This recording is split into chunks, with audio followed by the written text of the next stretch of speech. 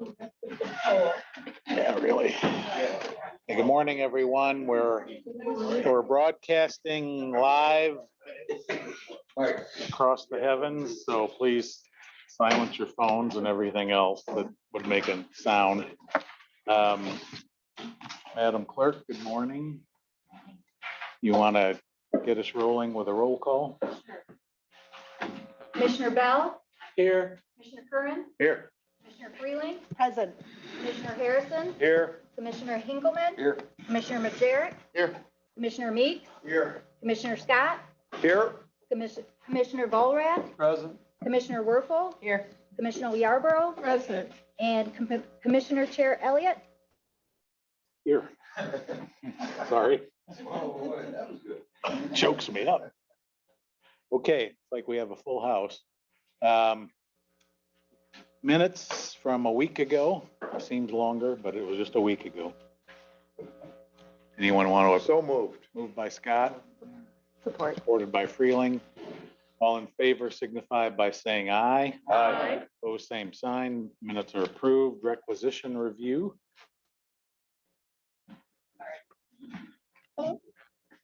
Good morning. Does anybody have any questions about the requisitions that we sent out yesterday? No? Perfect. Thank you. Okay, very good. Next on the list is the presentation from West Michigan Guardianship Services. We have Christy Payne here, who's going to give us an update on what is happening with West Michigan Guardianship. Christy.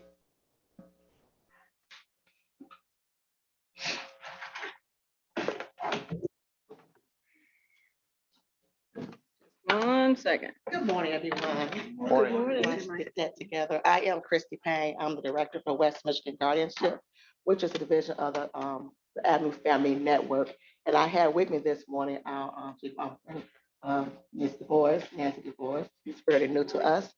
I just stand before you all to give you our presentation as to who is West Michigan Guardianship and what is West Michigan Guardianship. And I wanted to present to you all our services that we offer for the Berrien County community and residents. Sorry, the remote's not That's working. fine. You have to go ahead. Okay. In my presentation, it's going to give a little history of who West Michigan Guardianship is. West Michigan Guardianship, we are a guardianship agency, and we provide services for individuals who are incapacitated and individuals who are disabled. We have clients, we service adults from ages 18 and up. Our service consists of guardianship, conservatorship, representative payee, finance services, and case management. Guardianship is the service that is provided by the court that give us clients who's unable to make decisions for themselves, who are unable to care for themselves, and who are unable to live their life on their own. So as guardians, we make sure the person is taken care of, that they have proper home, proper food, proper medical care, mental care, and so forth. With conservatorship, I don't know if you are familiar with what conservatorship is. The court appoints to be conservative for individuals who have assets, and to ensure those assets are not diminished or taken advantage of by others, we oversee those assets for those individuals on their behalf to protect them. That's fine. West Michigan Guardianship, we do service 3 counties, Berrien County being our largest county that we serve. Thank you. Cass County and also Berrien County.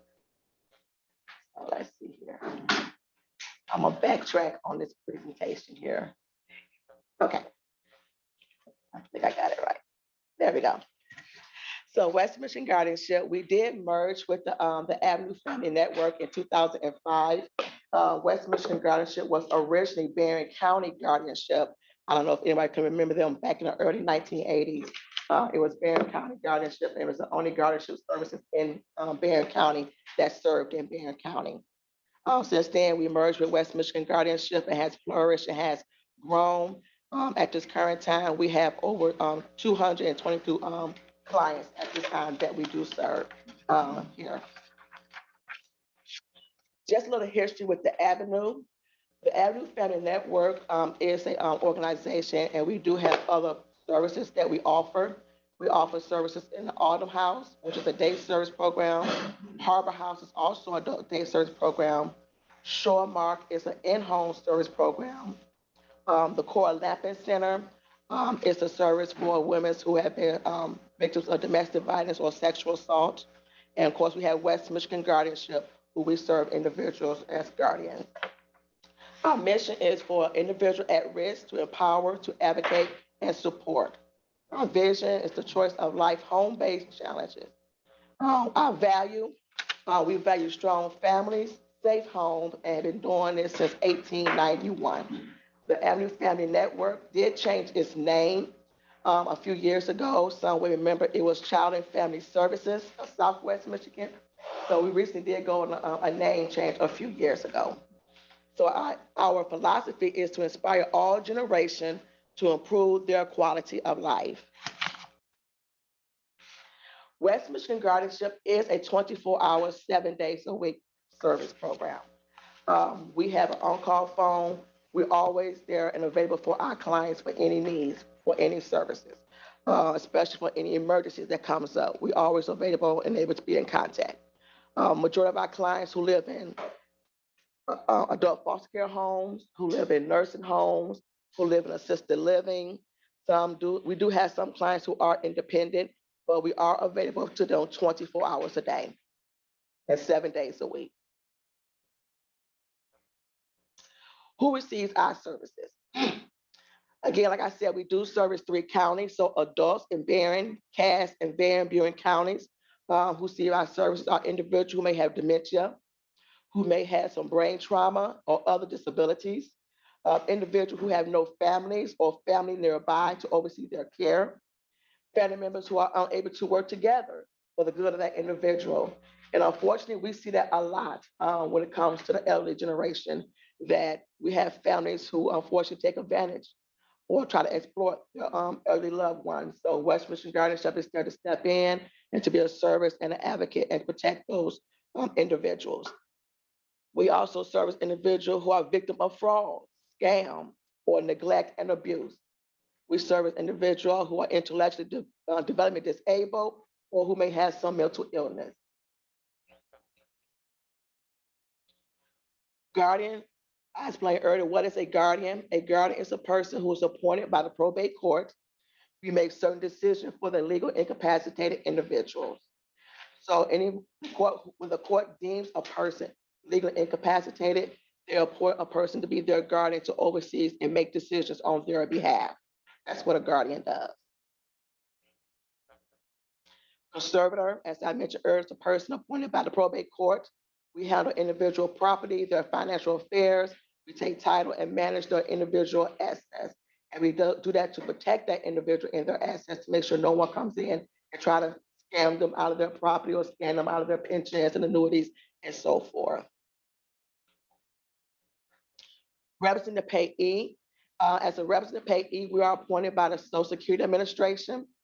When a Social Security may deem an individual who receives service benefits may not be able to manage their benefit funds, so they report us as their representative payee to manage their funds on their behalf. So we receive their Social Security or their SSI benefits. For anyone who cannot directly manage their benefits, and we make sure their bills are paid, make sure their rent is paid or their mortgage is paid, and make sure they have enough funds for the month to live on.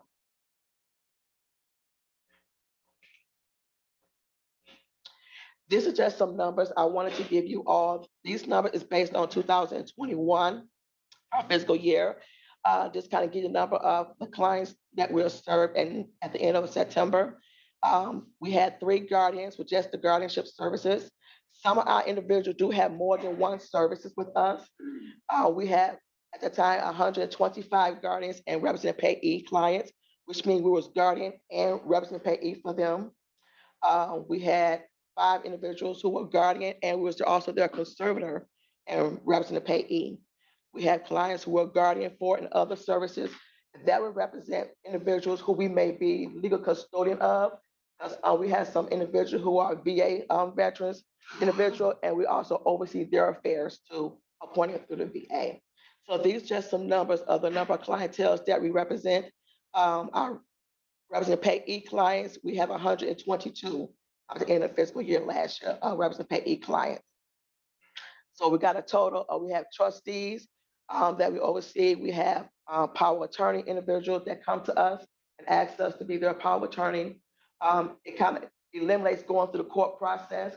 So they would choose us to be the person to make decisions on their behalf. So as of last year's fiscal year, we had 268 clients in our agency that we oversee.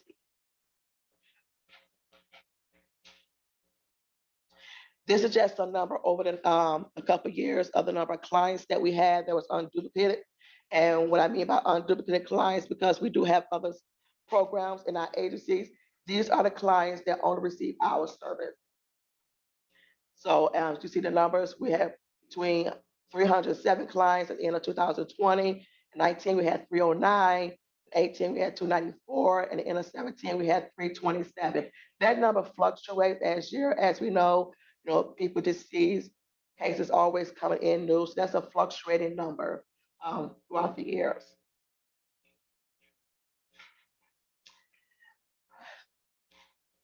This slide here is what the meat of why I'm here, just to let you all know what we're asking for today.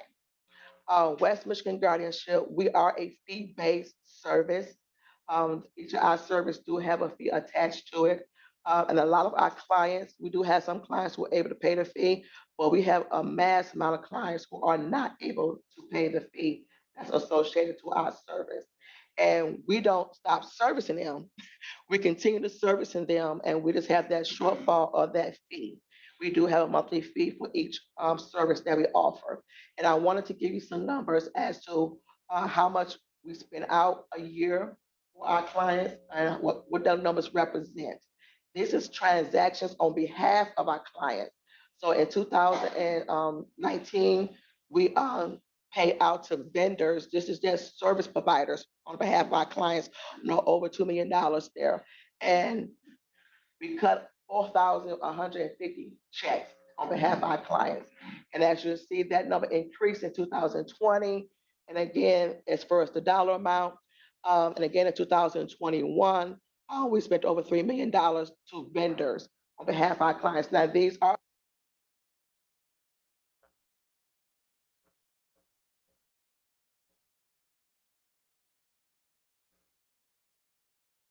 hours a day. We spend out to vendors on behalf of a client. That's every day of the year. But this does not include the client's money that we send them for personal funds and so forth. Let you know who is associated with our West Michigan Guardianship.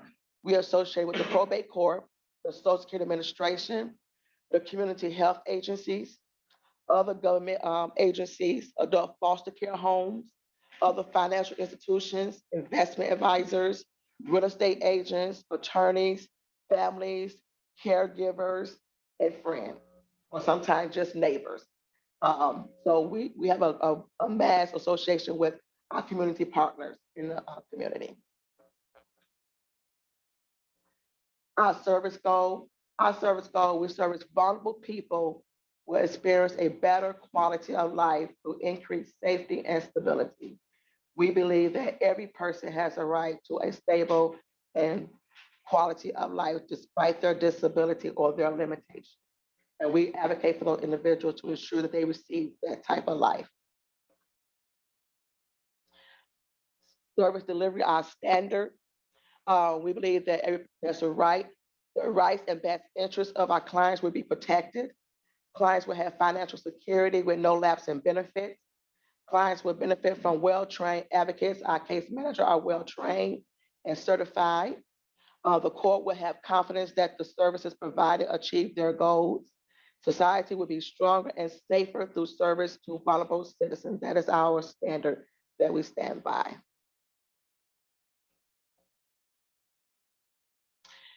This is to give you some other associations that we're associated with. We are associated with the Michigan organization here in Michigan.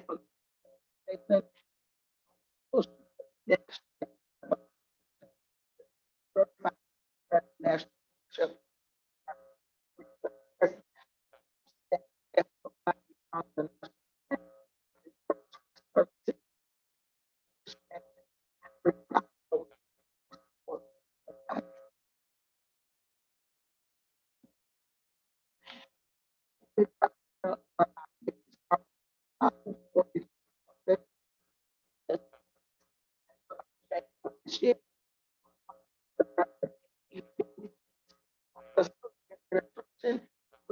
changed that.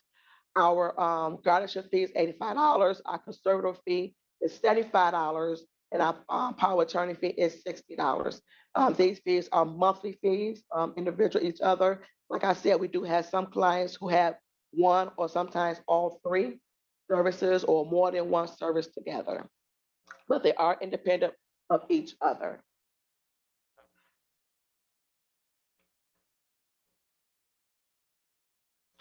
This is kind of give a comparison to our fee. We are one of the I would say reasonable agency around as far as our fee costs. As you can see, this is an agency, Guardianship Finance and Advocate is an agency that's located in Kalamazoo, and they have a guardianship fee. Their monthly fee is $235 a month. So we do pride ourselves as being, more reasonable for our clients to afford to come on and pay for our services. As I mentioned earlier, a lot of times some of our clients do not have the funds to pay for our services, and we have a shortfall in that. To give you some numbers for our Berrien County residents, the 218 unduplicated residents here in Berrien County receive our services. 16 of those 218 clients' fees are paid through a contract. Either those contracts is through the mental health provider here in Berrien County. But the other remaining of that 218 are individuals who are court ordered and their service either as guardian or conservator. And of those 107 individuals that's court ordered to us for services, and this is at the end of 2021, there was 43,841 fees unpaid for the whole year. So we may get some clients that although our guardianship fee service is $85, they could probably only pay us 10. By the time we pay their rent and pay their bills and get their personal funds, some don't have money left over at all to pay our fee. So that's why sometimes this number is very high and it grows. This was at the end of 2021. This year, cost of living went up. The cost of living went up, and so rent went up, and so more funds is being sent out, and so we actually collecting less fees now this year because the cost of living adjustment. We did receive a grant from the Berrien County 2020. Appreciate it. $4,003, but they still left out. Budget. Yeah.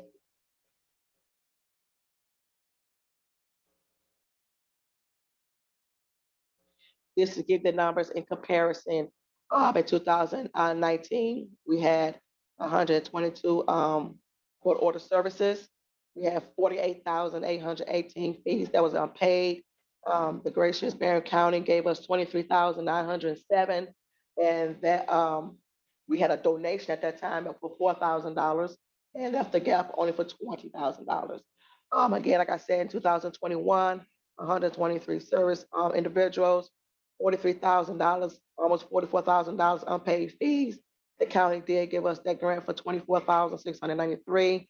We did not get that donation this year, or that because people has cut their funding, but it did left us a gap for $19,000 for the fiscal year 2021. So that is the end of my presentation. I do want to say that this year, just already, I had our finance functional numbers for us. So even now, from January to up to now, we're averaging between $25,000 to $3,000 in shortfalls of fees each month for our clients. So over the year right now, on average, that's almost around $30,000 to $35,000 a year that we're lacking in fees and collecting for just the Berrien County residents here that we serve. So that is my presentation. Did anyone have any questions? Yes, sir. Do the other two counties contribute to your organization as well? I have attempted to see if they can contribute. They have not at this time, but that is a goal that we're working towards to see if we can get those counties to contribute. I will say that as far as my clientele numbers in Cass County is not as high, and nor in Berrien County is not as high as Berrien. I mean, as Berrien County. Like I said, Berrien County is our largest because we're physically here. So, and we're the largest agency that service the Berrien County, but we have not been successfully gained funding from the county. And then just using round figures, what's your overall budget? Um, you're taking the cost of, we're up in the million, averaging for the year, and the cost of the rent, cost of utilities, cost of service providing, cost of transportation. And what's not displayed was 2019 was my case managers go out and do home visits. 'Cause we didn't do mileage last year because of COVID, because we didn't go out and home visit. So a lot of times that doesn't get paid. So we're looking well over close. We have a budget before, and everything counted around $4 million. Dave first, then Michael. The huge gap between the town.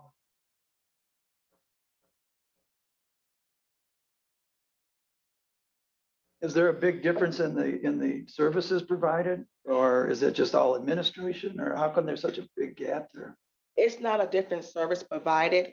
Each guardianship agency can set their own costs as what they want their service fees to be. There's no regulation around there, but there is no a rule of thumb to say make sure it's a feasible set Right. price. A lot of clients services will combine their service. So if they do guardianship, if they do represent payee, they will combine their fees together. Or if they do conservator fee, they'll combine all those together and make a larger fee. But like I said, we are one of the reasonable in price agencies. And we still have people that don't have much left over once they Exactly. get paid. And we also one that who only takes private paid clients. A lot of agency doesn't take private paid clients, and what that means is they only take clients who they can have a contract on, either through the mental health agency or through Department of Health and Human Services or some other agency that will pay that client fee on their behalf. I have a few questions. Half your people come from court appointed. Where do the other half come from? Do they contact you? Or does somebody in the family contact you? Or how do they get to you? All of those. So not only the court will contact us, we'll have family members will contact us to say, I have my elderly mother, my father, or my grandmother. We're not able to take care of them, or because they live someplace, they'll contact us to see if we can step in and offer our services. We will have the adult protective service will contact us if they come in contact with individuals that need our services. We have the mental health service. They will contact us if they have a client that need our services. We have the nursing home. We have assisted living. We have area agency on aging. We also have PACE. They will contact us if they have, or the senior center, believe it or not, will contact us. We have attorneys who have clients that they say, well, my client needs these services from you all. Or we actually have people from the bank that actually called us and say, we got this person coming in, this elderly lady coming in with this guy, and we just feel something's not right with them. What can we do? So we had different agencies and different organizations would contact us to request our services on behalf of individuals. Does Medicaid pay for any of these services you provide? No, they do not. That is something that the Michigan Guardianship Association is working on and fighting for in Lansing to establish guardianship as a profession that should be qualified through Medicaid. So that is the fight that we're fighting for. And then I guess lastly is Riverwood. Do you work with Riverwood? Yes, we're associated with Riverwood. And Yes. do they give any money towards your We do have a contract with Riverwood. We do have those 16 clients I mentioned. Those are the mental health clients through Riverwood that they do pay on their behalf. Amy. I'd like to know that if you have a gap anytime. How do you get paid? How do you get paid otherwise? Are you endorsed by Riverwood and different places, or you have to go out and let people know what you do? We go out and let people know what we do. We try not to solicit it, but we do fundraisers. We try to ask for donations, the best that we can. So a lot of time it is a shortfall. So, and that's why I'm here today, to ask for funds to help fill in that gap, so our service can continue. It says you've been in business since 1891. Is that what I saw? So there are no boxes for guardianship. For you all. Automatically in our courts and our Riverwood and our. The Avenue Family Network has been in service since 1891. Okay. West Michigan Guardianship merged with the Avenue Family Network in 2005. Okay. Yep. It originally was the Berrien County Guardianship at that time, an independent agency, and it merged under the umbrella at that time was Child and Family Services of Southwest Michigan. Yeah. Thank you. You're welcome. Other questions? Just one real quickly. Did you, just so that I understand the numbers, Jim, you said it was $3 million budget On average, we was around there. roughly, and you're handling about 300 clients a year? Yes. So it's 10,000, just to administer it, it's about 10,000 a client. With their income, yes. Thank you. And sometimes our clients don't have money to get the things they need. So a lot of stuff we do get donations like clothing or gift cards. We'll go out and buy what they need, just whatever we can for them. So explain that to me.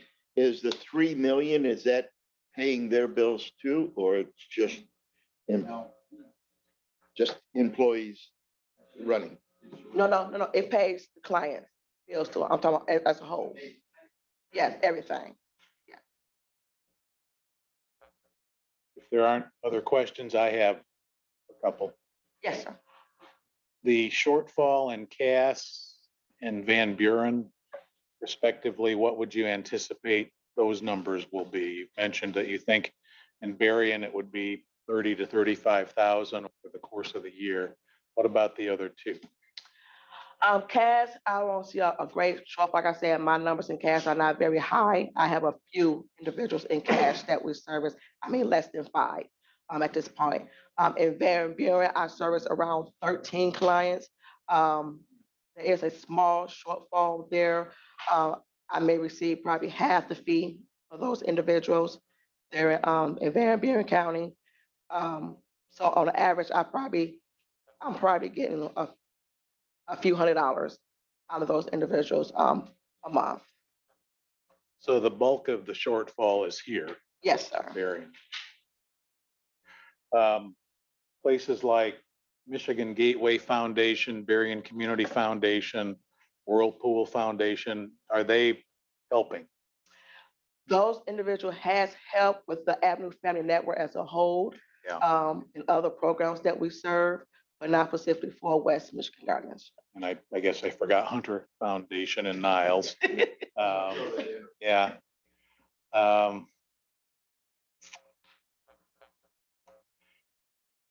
If we were to do something as a board, maybe put a number out there against which you could leverage contributions from 501c5 foundations. And some of us are involved with foundation boards and could perhaps be of assistance to you. I don't think that would be a conflict of interest if we made a foundation on which we serve aware of your good works and your needs for financial assistance. But if we were to put out a number and you could leverage against that number, has that been done before in the course of your work with West Michigan Guardianship Services? It has not been done with West Michigan Guardianship. No, it has been done with other service in our organization, but not with West Michigan Guardianship. Did it yield any fruit for you, so to speak? I don't know the number that's for what the other, programs, if they did or not. I don't know. Did recently get a matching grant from the Shannon Family Foundation for the domestic violence shelter for $25,000. We were able to meet that. That was November, December. Okay. Is there interest on the board in making a matching grant of up to $25,000 with the match provided through whatever source will provide it, be it an individual, a C5 foundation, what have you, neighboring counties, Cass and Van Buren. It would be great even if they're not directly receiving services. There's so much that flows back and forth between these three counties. I would have to think that when you're helping someone whose physical address is in Berrien County, they very well could have relatives in Cass or Van Buren, so they are still benefiting from the work that you're doing. With that in mind, is there any interest in sponsoring a number up to $25,000 against which we would dollar for dollar match anything you can generate? Sir. Mr. Chair, since we're not allowed to make those decisions during committee of the whole, I would ask that we bring this up and discuss this, exactly what you said under other business today in our regular board meeting. I think it's, my own opinion, I think it is essential that we do something. Okay.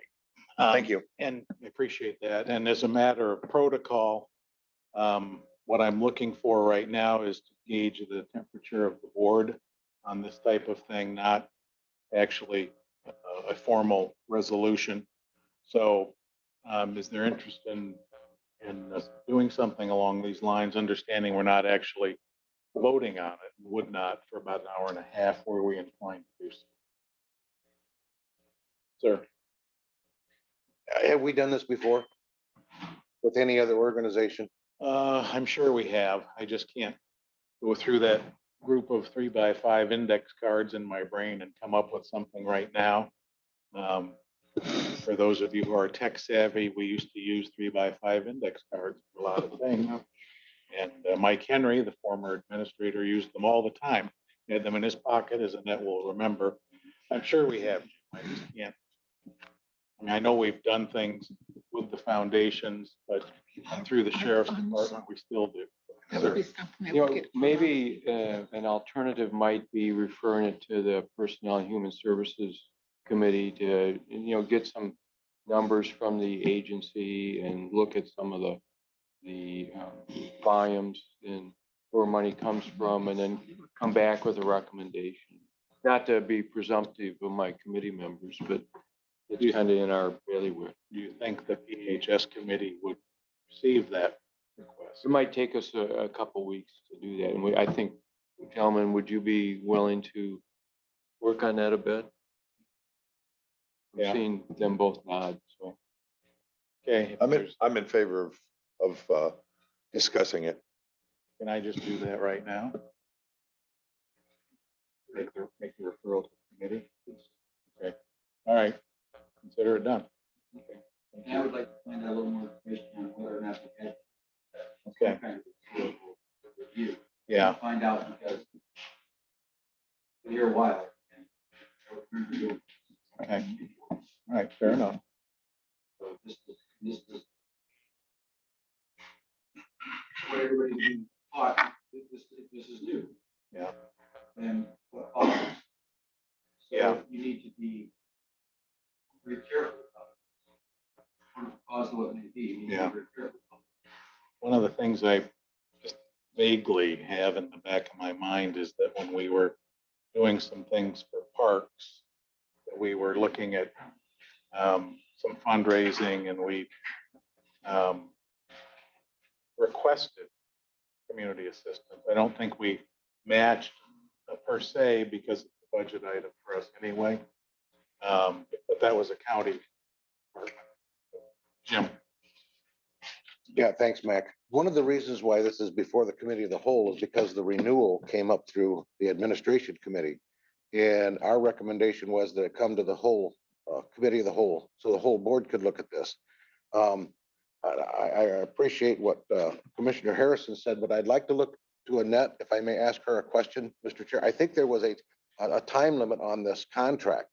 And so that's why we wanted to move it forward, get it to the committee of the whole, so we can make that decision. So if I may, I'd like to ask Annette, did the contract expiration date, are we on a timeline? Right, so we did this via resolution and a contract because through the auditing, we wanted to have a contract attached to the funding. And so that's the reason why this actually came to the full board back when this full first started. So I guess that depends on whether your conversation is, we do what we have done in the past and at least do that and then possibly more. I'm not sure if that's where you're going. But I mean, they were looking to have our portion around the springtime. We messed up last year and we passed the resolution and then we didn't distribute the funds to them. And so that's how this sort of is coming back. So they did get them eventually, but it was just later. So it's about this time frame that we would come back with the contract. Okay, much thank did you for we that do? answer. All right, thank you. How much was it? For 20, last year was That was that 26. number? Okay. And we went up about 2% when we first started it. We started with around 22 or 21 or something like that, and then went up at 2% increments. And then that's where we came with the number that we had last year.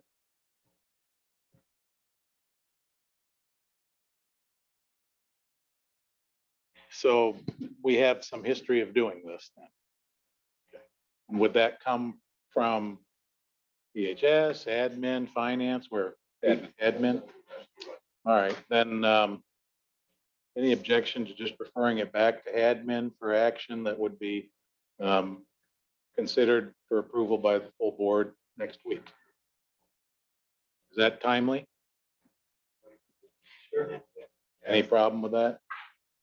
All right, if we're not plowing new ground, I'm more comfortable. If we're replowing. Would you want to change the number or do anything, some flexibility with the number? Yeah. Yeah, admin will give us a recommendation for consideration by the full board at our meeting next week. How's that? Will that work? Okay, great. I'll be planning a phone call with Jim. Okay. Any public comments before we go to other business and then break for committees? Mr. Chair, while we're waiting for public comment, admin committee members, we do have Sean from Pearson is here, along with Captain Adams and Caitlin.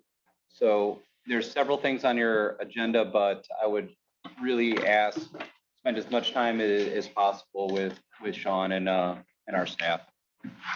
Are we?